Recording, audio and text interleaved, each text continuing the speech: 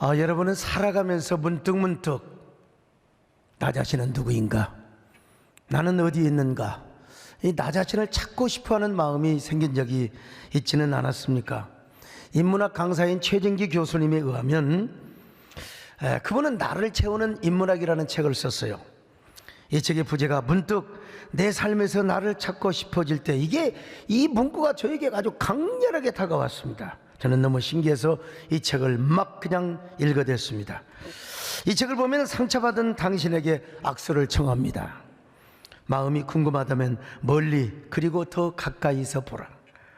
아름다운 것들이 우리에게 선사하는 위로의 빛깔, 사랑이 우리에게 남기고 간 것들, 음식이 당신에게 위안이 되어준다면, 다시 만날 수 있다면, 그리고 다시 만나고 싶은 이런 아름다운 내용의 글들이 있는데요, 이 책이 보면요, 좋은 의사는 어떤 사람인가, 이런 글도 소개되어 있습니다. 요즘 저는 좋은 의사 하면 우리 의료전도사님이신 이재훈 전사님이 이렇게 떠오릅니다마는, 저자는 정말 훌륭한 의사란 환자를 치료해주고 처방만 잘해주는 의사가 좋은 의사가 아니라는 것입니다. 왜 병이 생겼는가 문진을 잘해줘야 된다는 것이죠. 의사 선생님이 다분히 처방만 잘해주고 병만 고친다고 해서 좋은 의사가 아니라는 것입니다. 환자가 어떻게 삶을 살아왔는가, 또 어떻게 건강하게 살아가는가의 그 길을 안내해주는 의사, 이 의사가 참 의사라는 거죠. 이런 관점에서 그는 인문학을 통해서 자신의 삶 속에서 우리 자신을 어떻게 발견하고 살아갈 것인가, 이런 얘기를 계속해서 해줍니다. 일본의 시바타 도요라는 시인이라는 그 할머니 시인이 있었습니다. 이분의 인생은 참으로 굉장히 기구하였죠. 20대 결혼해서 이혼을 당하는 아픔을 갖게 되고요, 또 10살 무렵에 기울어서 가세가 기울어가지고 이제 초등학교만 졸업하고 더부살이를 해야 했습니다. 그러다가 이제 33살이 먹어서 이제 다정한 요리사 남편을 만나서 그런 대로 삽니다. 외아들도 낳고요, 재봉틀 일을 하면서 열심히 근근히 아주 행복하게 살아갑니다. 그런데 또 그 다정한 남편마저 사별을 해버리고 말아요. 20년 동안 홀로 고독하고 우울한 삶을 살았습니다. 우울증 환자가 되었어요. 그러다가 나이가 90이 되었습니다. 외아들의 권유로 어머니 글을 한번 써보세요. 여러분, 치매 안 걸리려면 글을 써야 됩니다. 특별히 에세이. 저는 치매 걸리기 다 왜냐면 목회하는 동안에 제가 매주 글을 써야 되거든요. 글 쓰는 사람은 치매가 안 온대요. 그러다가 이제 그가 시를 썼습니다. 아들의 권유를 받고요. 이 시는요, 위대한 문학적인 시는 아닙니다. 그러나 모든 사람에게 쉽게 다가와 그리고 마음의 심금을 울려주는 이런 시입니다. 그가 100세가 되기 전에, 아마 100세가 되던 해일 겁니다, 약해지지 마라는 책을 출간하였습니다. 한번 여러분 들어보실래요? 있잖아, 불행하다고 한숨 짓지 마. 햇살과 산들바람은 한쪽 편만 들지 않아. 꿈은 평등하게 꿀 수 있는 거야. 나도 괴로운 일 많았지만 살아있어 좋았어. 너도 약해지지 마. 이렇게 간단해요. 그런데도 여러분 와닿지 않습니까? 바람과 햇살과 나라는 시도 있습니다. 바람이 유리문을 두드려 문을 열어주었지. 그랬더니 햇살까지 따라와서 셋이서 수다를 닫더네. 이거 완전히 우리나라의 나태주 시인과 같은 모습이지 않습니까? 자신의 인생을 90에서야 발견하고 10년 동안 부지런히 시를 써서 책을 출간했습니다. 한마디로 자기 삶에서 자신을 발견하고 인생을 먹을 만큼 먹은 아주 성숙한 시라고 할 수 있습니다. 아주 현학적인 시는 아니지만요, 우리나라에서도 시바타 도요처럼 순천 할머니들이 쓴 책이 있잖아요. 그 유명한 책입니다. 여러분, 권정자 할머니 외에 사명의 할머니들이 쓴 책인데요, 우리가 글을 몰랐지 인생을 몰랐나?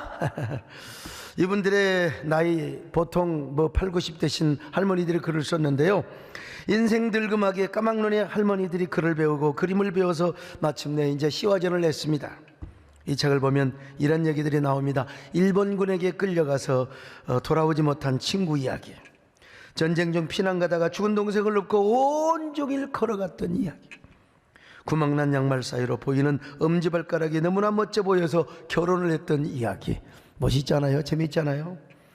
할머니들은 글만 배운 것이 아니요, 한글만 배운 게 아니라 영어도 배웠습니다. 그래서 뭐 헬로우 티처 해야 되는, 어떤 할머니는 발음이 안 돼가지고 헬로우 티저 해가지고 웃기는 얘기도 있었고요. 이런 이야기도 있습니다. 남편은 자기 생일날 밥을 빨리 안 차려준다고 상을 엎어버려 밥상이 망가져버렸어요. 그러나 나는 상을 새로 하지 않고 석 달 동안 땅밥에다가 밥을 차려주었다.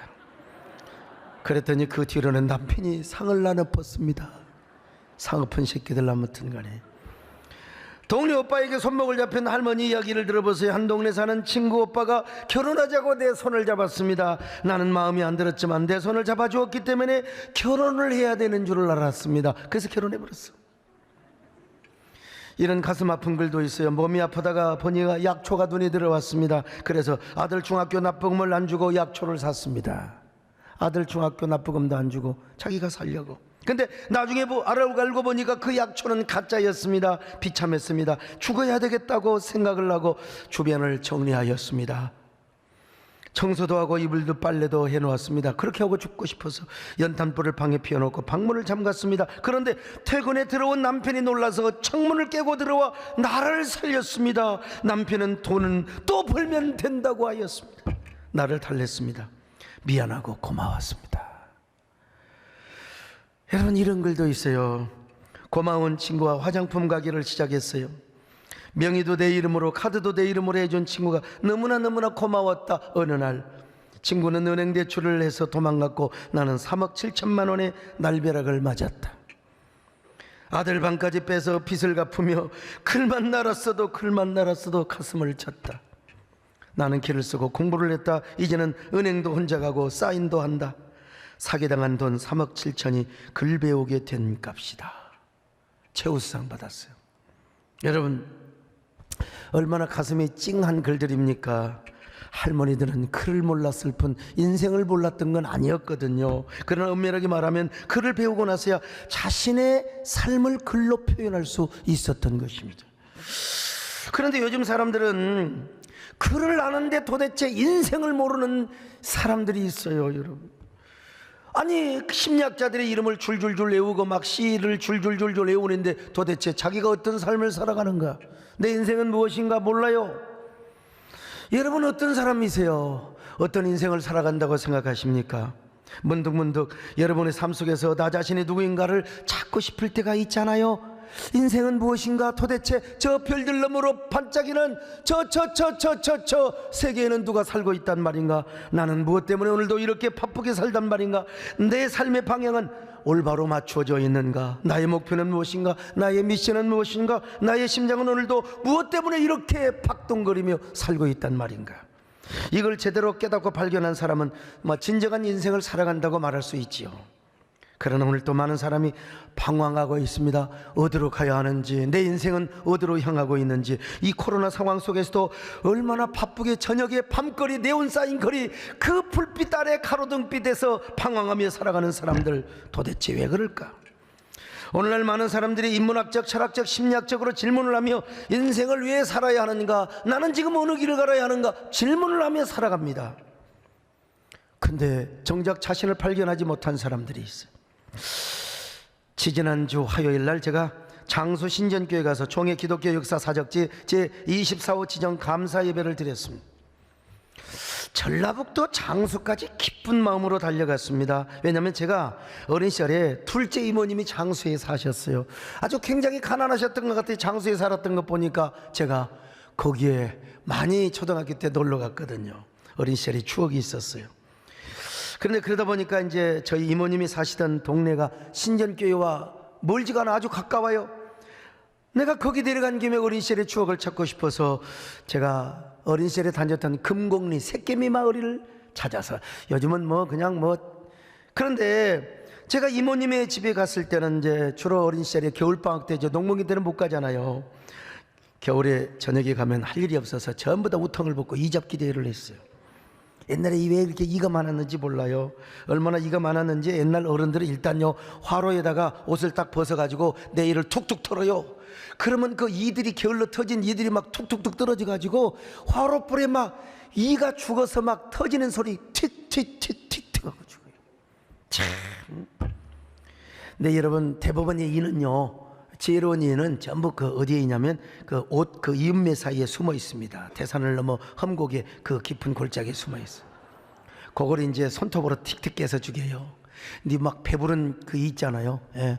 우리 배부른 누구를 어떻든 간에 그 배부른 이가 있는데 그 이는요 틱 튀기면요 이게 그냥 피가 터져가지고 막 입술까지 툭 맞았어요. 아이고 더러워. 옛날에 어떻게 그렇게 살았는지 모르겠어요. 아무튼. 예. 근데 이게 이가 또 알을 까놨습니다. 이걸 뭐라고 하냐면 썩해라고 그래요. 썩해. 이 썩해가 어른들은 잘 안 보여가지고 할머니들은 전부 이빨 하나 있는 걸로 칵칵칵칵 쳐서 씹었어요. 칵칵. 그러면 아유 그때 그래도 병 걸리지 않고 우리 할머니는 96세까지 사셨어요. 그 이제 또 이도 없는 분들은 이제 이게 안 되잖아요. 그러니까 이제 호롱불에다가 촛불에다가 이제 옷을 치서요. 그러면 그 이 썩해가요 호롱불에 타서 막 티티틱틱틱틱틱틱틱 누런 냄새가 납니다. 여러분. 이잡기대회를 하면은 이를 제일 많이 잡은 사람이 1등을 해요. 근데 저희 어머니는 이를 못 잡아요. 내 옷에서 2마리 3마리밖에 못 잡는 거요. 우리 이모님은 말이요 막 그냥 손주들의 옷에서 막 이를 막 그냥 10마리 15마리를 잡. 그래도 내가 화딱지가 나가지고 마루에 나와가지고 우리 엄마는 왜 이도 못 잡냐 막 그냥 욕을 하면서 집에 가보라 집에 가보라. 그때 왜 내가 울었나. 그때 왜 울었나. 그러면 저희 이모부님께서 저를 달래려고 부엌에 나무를 쟁여놓은 허청, 이게 오랜만에 써본 단어입니다. 허청에 그 보관해둔 알밤을 꺼내가지고 깎아줍니다. 강사가 울지 마라. 이를 못 잡는 것이 좋은 거야. 나 그게 뭔 말인지도 몰라서 그때는. 지금 생각하면 진짜 이 덜 잡는 것이 좋은데 우리 엄마가 저 옷을 빨리 빨아주고 깨끗하게 해주니까 이가 없었을 거 아닙니까? 옛날 시골에 가면 그냥 애들요 전부 다 막 극리라고 난립니다. 그냥 배룩도 있고 막 옷에다가 DDT를 뿌려가지고 우리가 그렇게 살았습니다. 옛날에 참요. 근데 그때 울었던 때가 엊그제 같아요. 그 이모부 부모님도 이모부님께서도 다 돌아가시고 이종 형님들도 다 돌아가시고 조카들은 어디로 다 이사가 버리고 연락도 안 되고 제가 물어물어 기억을 더듬어서 그 집을 찾아가 보니 그 집은 흔적도 없고 완전 폐허 그냥 공터로 남아있어요. 빈터요. 제가 거기서 중년이 짙어가는 남자가 되어서 혼자 그냥 서 있습니다. 야, 세월이 이렇게 빠르구나. 근데 제 안에 그때 마루에 앉아서 울었던 그 울음소리, 어린아이 울음소리가 내 가슴 속에 들리는 것 같아요. 저는 생각해 봤어요. 나는 왜 그때 울었나? 왜 나는 그토록 승부욕이 있었던가? 이를 좁게 잡으면 좋은데 왜 그렇게 막 그냥 시앙시앙하면서 울었나? 물론 어릴 때부터 있었던 그 승부욕의 근성이 제가 나름대로 목회 신화를 이루었고 그리고 공적 사역에 쓰임 받아왔으며 앞으로도 계속해서 연합사역을 계속해 나갈 것입니다. 그러나 또다시 생각해 보니까 하나님의 일을 하다가 보면은 승부욕도 내려놔야 할 때가 있습니다. 앞장서서 일을 하다 보면은 별걸 다 비판을 받습니다. 여러분, 아니 무슨 부활절 연합회 때 대통령 축사를 받았다고 저한테 빨갱이라고 하면 어떻게 되는 겁니까? 어떻게 살아가는 거예요 여러분 도대체가. 그래도 소 닭 보듯이 참고 인내하며 포용해야지요. 다 나름대로 나라 사랑해서 저 생각에서 또 그런 거 아닙니까? 그런 생각을 하면서 저는 중년 남자가 아니라 목사로 돌아와서 제가 한번 다시 저 자신을 바라본 것입니다. 하나님께서는 내가 코올리게 어린 시절에도 이런 모습을 보고 계셨을 텐데 그리고 그 눈물이 오늘날 사랑하는 성도들과 한국교회를 위한 눈물로 승화시킬 것도 우리 하나님은 알고 계셨을 거야. 나는 앞으로도 외로운 공적 사역의 길을 걸으며 많은 눈물을 흘려야 될지도 모르겠다. 그 눈물을 흘릴 때마다 여기서 흘렸던 그 코올리기의 눈물도 내가 기억하며 살아가자. 생각하며 살아가자. 그러면서 저는 그 자리에서 저의 어린 시절과 오늘의 저를 다시 찾고 발견하고 만날 수가 있었습니다.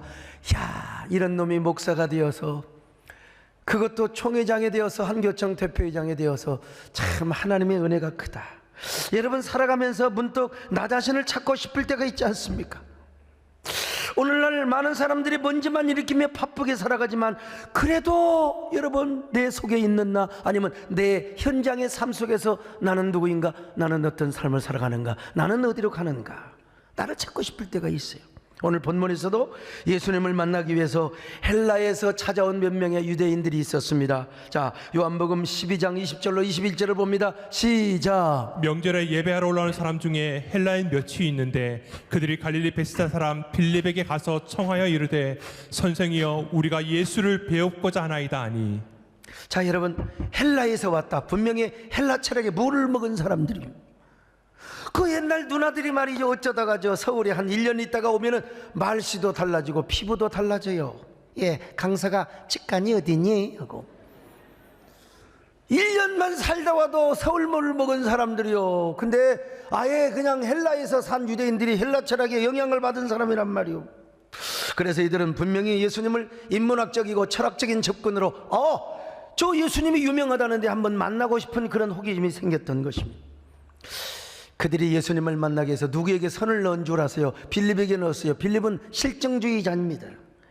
아주 계산적인 사람입니다. 유유상종이라는 말이 있잖아요. 저 신갈에 사는 사람이 어떻게 야탑에 사는 사람, 구성남 사람하고 어떻게 연결이 돼가지고 막 불평을 하고 냉면을 먹고, 이게 유유상종이에요. 철학적이고 인문학적인 사람이니까 예수님만 만나려고 선을 넣었는데 누구를 잡았느냐? 빌립을 잡았다는 겁니다. 자, 빌립이 안드레와 함께 예수님에게 보고해 헬라에서 온 사람들이 예수님을 만나고자 합니다. 예수님이 그들에게 뭐라고 말한 줄 아세요? 한마디입니다. 인자의 영광을 얻을 때가 가까웠도다. 22절로 23절입니다. 시작. 빌립이 안드레에게 가서 말하고 안드레와 빌립이 예수께 가서 여쭈니 예수께서 대답하여 이르시되 인자가 영광을 얻을 때가 왔도다. 그렇습니다. 무슨 말입니까? 인문학적으로 예수님을 접근하고 철학적으로 탐색하려고 하는 사람들한테 예수님의 십자가 사건을 지금 예고해 주는 것입니다.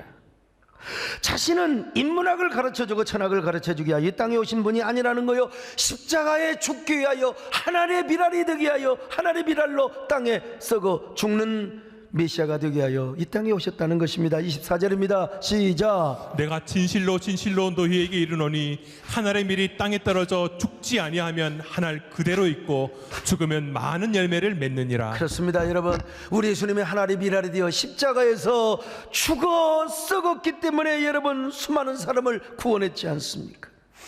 다시 말하면 자신의 십자가에 죽으셔야 하나님이 선택한 백성들을 모두 살리고 구원할 수 있다는 겁니다.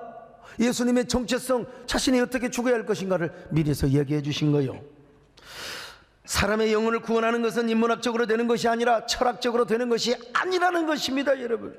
그래서 우리가 죄가 용서를 받고 죽음의 문제가 해결되는 것은 여러분 어디에도 없어요. 공자님의 논언을 봐도 주에게 봐도 이런 말씀이 없습니다. 석가모니의 어떤 경을 봐도 이런 말이 없습니다. 오직 이 복음은 죄를 용서받고 우리의 죽음의 문제가 해결받는, 이거는 내가 보니까 성경밖에 없어요. 성경밖에 없어요.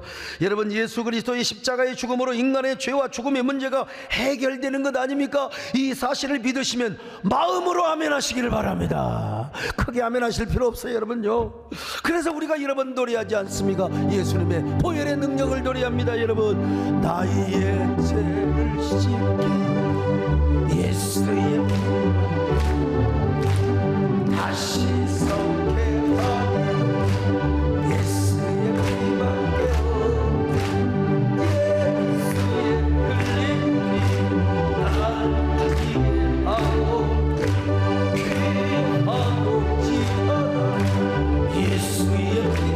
제가 이 복음을 몰랐으면 왜 목사가 됐겠습니까? 내가 목사요.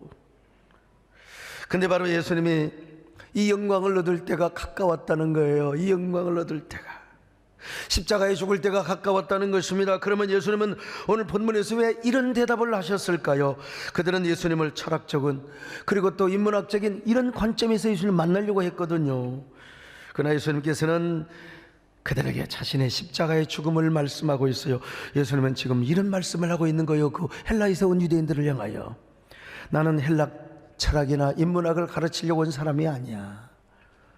나는 이 땅에 참된 메시아로 왔나니 그러므로 나를 만나려면 그런 의식을 가지고 와서는 안 되느니 나는 하나님의 미랄로 십자가에 죽기 위해 온 하나님의 아들이요 메시아란 말이다.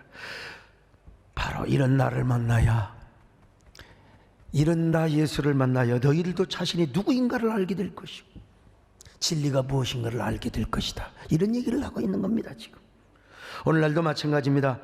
우리가 어떻게 죄 용서함을 받고 구원을 받으며 어떻게 하나님의 자녀로 살아갈 것인가에 대한 질문, 여러분 인문학에서도 대답하지 못해요. 철학에서도 대답하지 못해요. 공자님도 누구도 대답을 해주지 못했어요. 최정기 교수가 말한 것처럼 어느 한 부분에서 인간은 탐구의 욕구가 있습니다. 지적인 욕망이 있어요. 그러다 보니까 철학에 대해서 인문학에 대해서 알고 싶고 인생은 무엇인가 알고 싶어. 근데 그 부분을 인문학의 어느 선에서 어느 선까지는 채워줄 수 있다고 봅니다. 그 지적인 욕구, 철학적인 욕구, 문학적인 여러 가지 이런 것들을 어느 선에서는 채워줄 수 있어요. 그러나 인생의 근본적인 문제, 생로병사, 사람이 왜 죽고 사람이 왜 죄를 짓고 이 죄를 어떻게 용서받고 우리가 어떻게 천국 가는가, 이거는 안 돼요. 이거는 오직 예수님의 복음, 언제나 여러분 성경에서만 이 답이 있다는 사실을 아셔야 됩니다. 그러니까 인문학이나 철학이나 심리학에서는 진정으로 나 자신을 발견할 수가 없어요. 내가 누구인지를 잘 몰라요. 진정으로 나 자신을 발견하고 찾는 길은 오직 예수 그리스도 안에만 있음을 믿으시기를 바랍니다. 여러분 언제나 우리는 예수 그리스도를 만나야 돼요. 예수님이 누굽니까? 여러분 예수님이 누구예요? 예수님은 누구신가? 주하나의 교 죽은 자의 생명, 죄인들의 주와 멸망자의 얼마나 귀한 노래. 다시 한번 합시다 여러분요. 예수님은 누구신 주하나의 교훈, 죽을 자의 생명, 죄인들의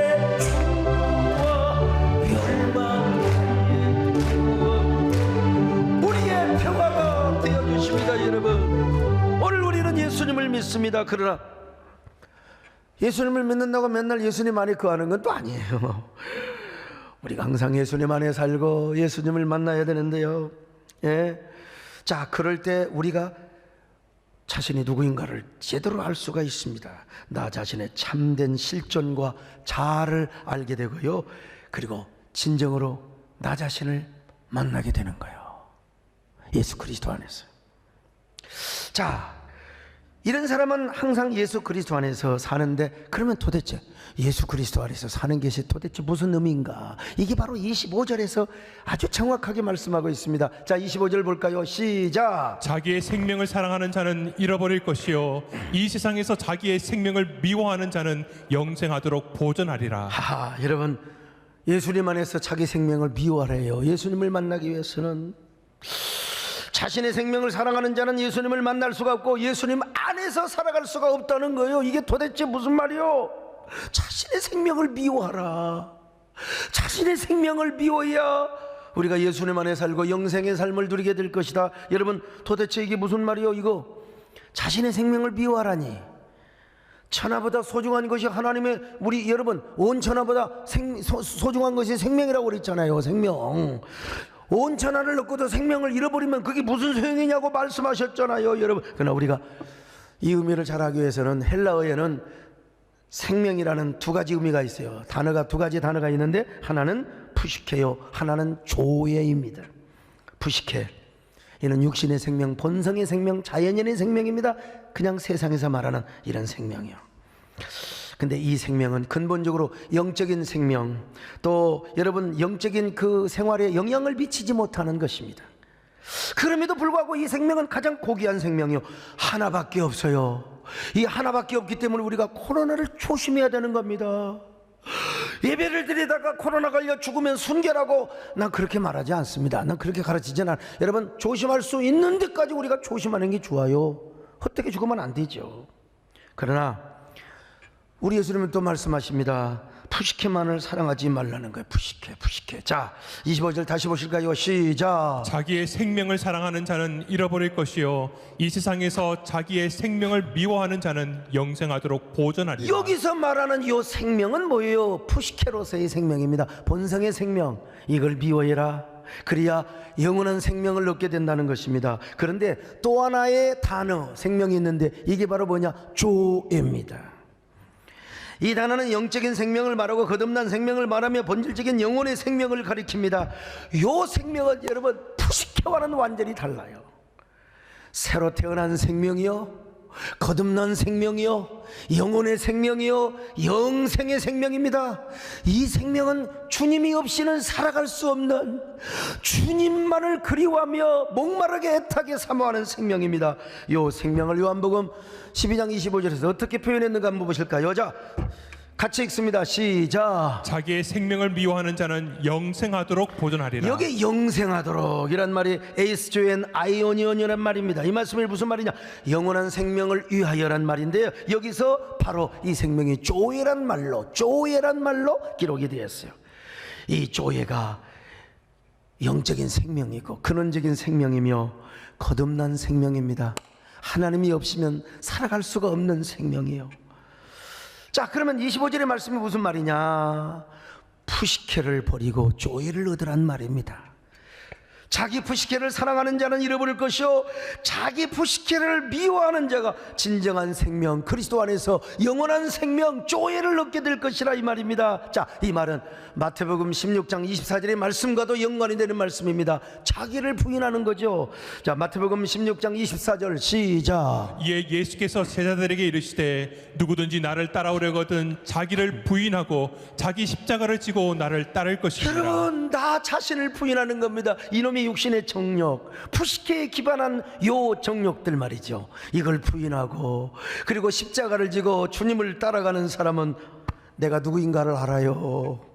나는 어떤 사람인가를 알아요. 내가 어떻게 살아야 할 것도 알아요. 나의 미션도 알고 나의 사명도 안단 말이요. 이 사람은 문득문득 나를 현장에서 찾으려고 노력할 필요가 없는 겁니다. 내가 그냥 그 길을 가면 되는 거예요. 예수 그리스도 안에서 살아왔던 그 길, 예수 안에서 내가 어떤 존재인가를 발견하며 이 사람은 그냥 그 길을 가는 겁니다. 그 길을 가는 거예요.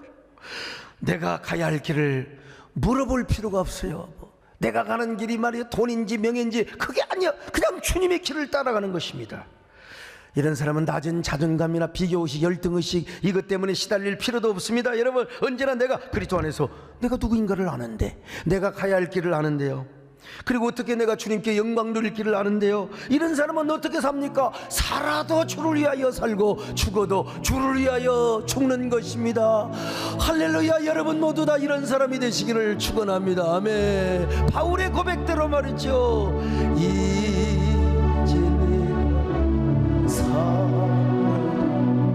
주 위에 살고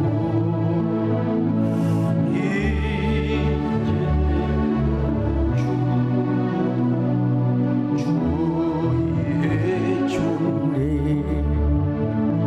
하늘 영광 보여주는 나 오라 하네.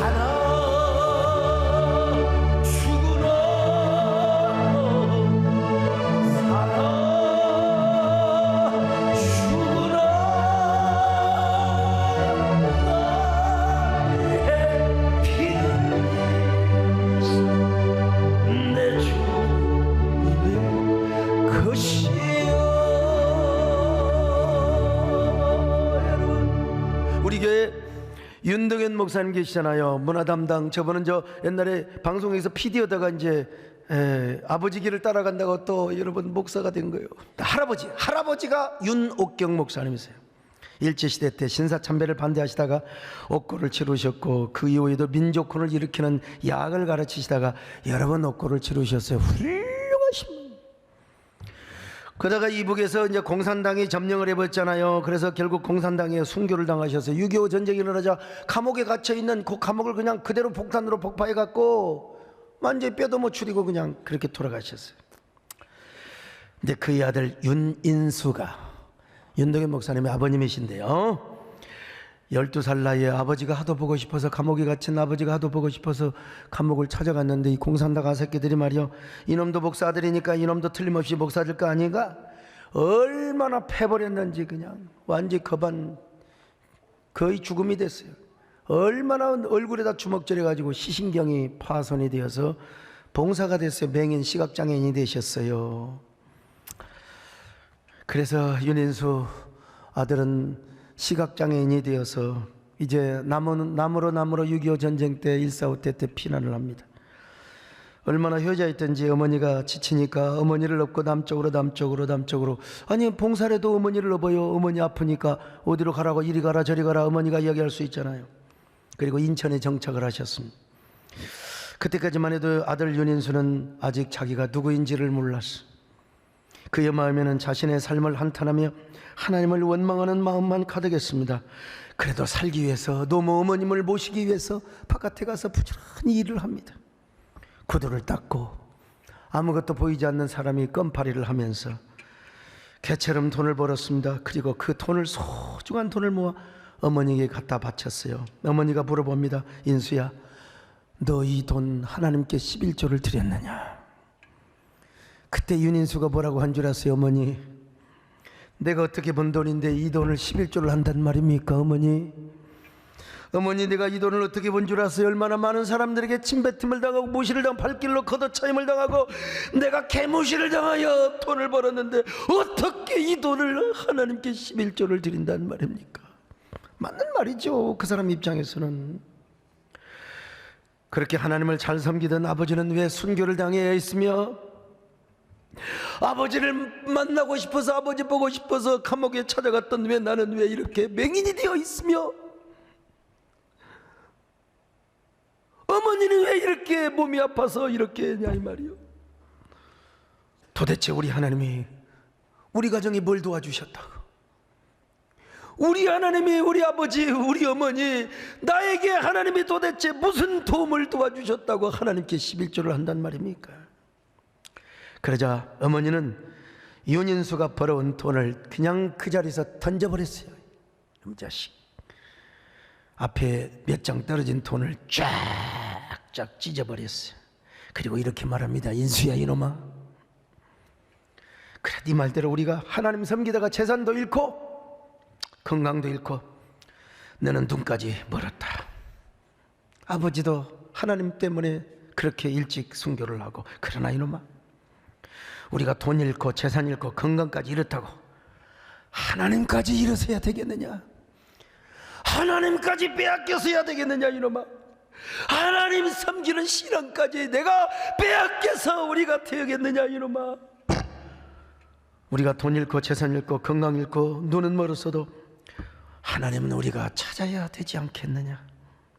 하나님을 섬기는 신앙이 우리 가문의 기업이고 보배고 재산인데, 인수야, 우리 다시 하나님을 찾자. 우리 하나님을 섬기자. 우리 하나님을 사랑하자. 그리고 이 돈 가지고 11조부터 해라. 하나님 섬기는 것이 우리의 재산이고 우리의 기업이 아니겠느냐? 참 대단한 어머니죠. 대단한 어머니요, 대단한 어머니죠. 나의 영원하신 생명보다 귀한 나의 갓길 나가도록 나와 통행하소서. 주께로 가까이 주께로 가보니 나의 갓길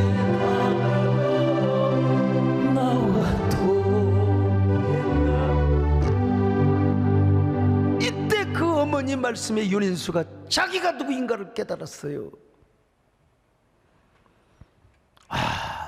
하나님은 이런 분이고 예수 그리스도 안에서 나는 어떤 사람인가. 그래, 우리뿐만이 아니지, 욥도 그런 시험을 당했다고 했지 않는가. 우리 집안은 망한 것이 아니라 흥한 것이다.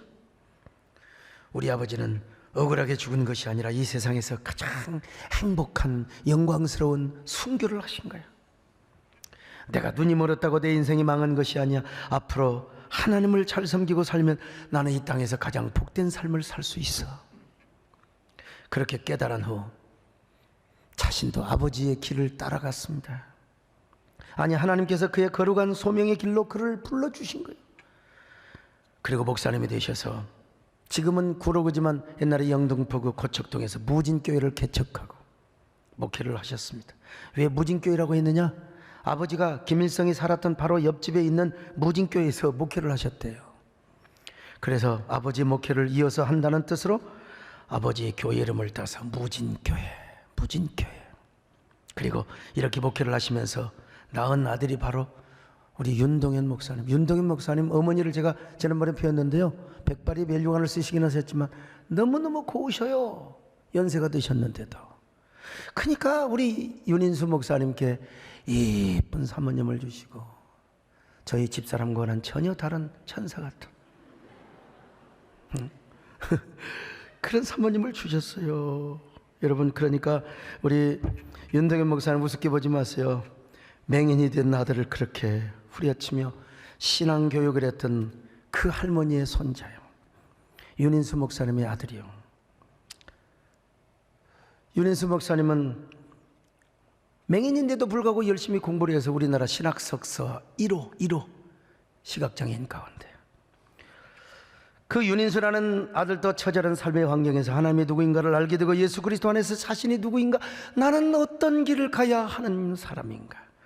그래서 그는 주님의 길, 사명의 길, 축복의 길을 걸어가게 된 겁니다. 우리 윤동현 목사님 워낙 어릴 때부터 가난하게 자라서 돈을 버는 게 꿈이었어요. 그래서 PD가 되었습니다. 돈을 한동안 벌었죠. 번 돈 나중에 다 날려버렸어요. 바람과 함께 훅. 그리고 저 키 큰 이 멀대 같은 사람이 이제는 나도 우리 아버지 길을 가겠다고 할아버지, 아버지, 아들 3대 부자가 목사의 길을 걸어가고 있습니다. 여러분 참 훌륭하죠. 다 돌아가셨지만 우리 윤인수 목사님에게 윤인수만 아니요, 윤덕인 목사님에게 박수 한번 해드리세요. 할렐루야. 여러분도 문득 삶의 현장에서 나 자신을 찾고 싶을 때가 있습니까? 여러분, 코로나 상황에서 가장 좋은 때입니다. 적기입니다. 잘 나갈 때는 내가 누군지도 몰라요. 코로나 상황에서 풀리지 않고 어려울 때, 주님 앞에서 하나님이 어떤 분인가, 그리스도는 어떤 분인가, 나는 그 안에서 어떤 삶을 살아가고 있고 앞으로 어떻게 살아가야 할 것인가. 오늘 여러분, 그러므로 이런 코로나 상황에서 우리 예수님을 가까이 하시기를 바랍니다. 그분을 만나시기를 바랍니다. 여러분, 그리스도 안에서 자신의 혼적 생명을 미워하며 조예를 차지하시기를 바랍니다. 조예를 추구하시기를 바랍니다. 코로나 때 예배와 상관없이 그냥 집안에서 웅크리고만 있는 사람은 자신의 푸시케만을 사랑하는 사람, 물론 제가 이야기합니다. 고위험군 노역자들은 지금도 우리 유튜브로 예배를 드려야 돼요. 그리고 우리가 코로나를 조심해야 됩니다. 그러나 전혀 예배와 상관없이 집에서 그냥 계속해서 웅크려 있는 사람은 안 돼요. 여러분, 우리가 정말로 주님을 만나 조의 생명을 추구해야 됩니다. 이런 사람은 예배를 사모하고 주님을 그리워하지 않을 수가 없습니다. 은혜를 사모하는 사람이요, 여러분, 영적인 그리움과 사모함 속에서 나 자신이 존재하는 걸요, 내가 그 길을 가는 걸요, 그 속에서 진정한 나를 발견하니까 내가 그 길을 가는 겁니다. 여러분, 그런 사람은 아름다운 존재입니다. 주님 보시기에 두고 보기에도 아까운 사람이야. 주님이 두고 보기도 아까워서 이런 사람을 눈에 넣어도 아프지 않는 귀염둥이요, 이런 사람이 사랑스럽고 복된 존재입니다. 이런 모두 코로나로 인하여 어려운 때에 모두 다 이런 사람으로 살아가시기를 축원합니다. 이런 존재로 살아가시기를 바랍니다. 주님 안에 이런 복된 존재로 살아가시기를 바랍니다. 오늘 다 함께 하나님 사랑의 눈으로, 하나님 사랑의 눈으로 누르는 때가 바라보시고,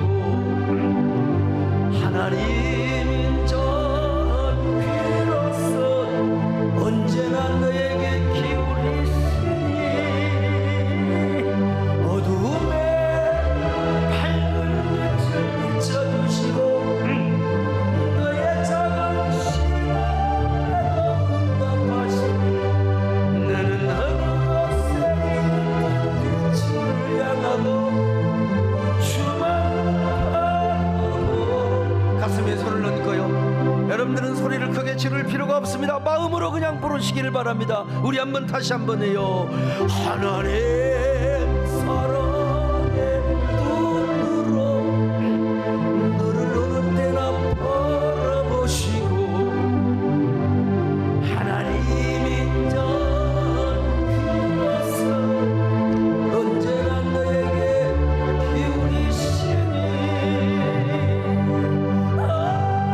어둠에 밝은 빛을 비춰주시고 너의 작은 시련에도 응답하시니 나는 어디서 있든지 주를 향하고 주만 바라보시라.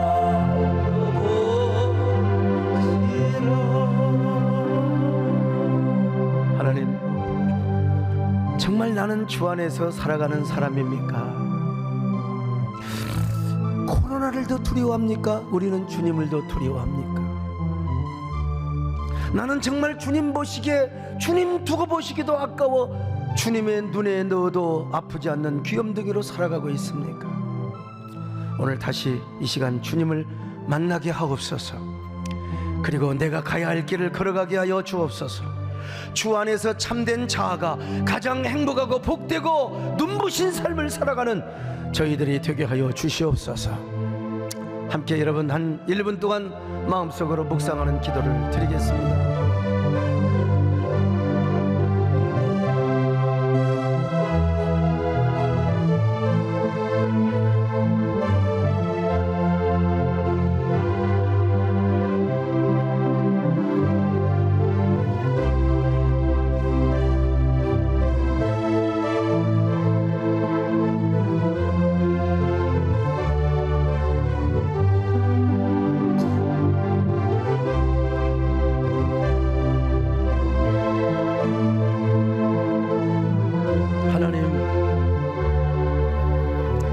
우리는 몰랐지만 어둠 속에서도 하나님은 우리에게 빛을 비춰주셨습니다. 우리가 모르고 믿음이 없는 불평과 신음소리를 하였을 때도 하나님은 그 소리를 다 들어주셨습니다. 이제 어느 곳에 있든지 우리는 언제나 주 안에서 사는 존재들이 되게 하여 주시고, 언제나 주님만을 바라보는 저희들 되게 하여 주옵소서. 묵묵히 코로나 상황 속에서도 신앙의 길을 걷게 하여 주옵시고, 우리가 최선을 다하여 조심을 하지만 하나님이여, 코로나보다 주님을 더 두려워하게 하여 주시옵소서. 주님의 길을 가게 하여 주시옵소서. 예수님의 이름으로 기도드리옵나이다. 아멘.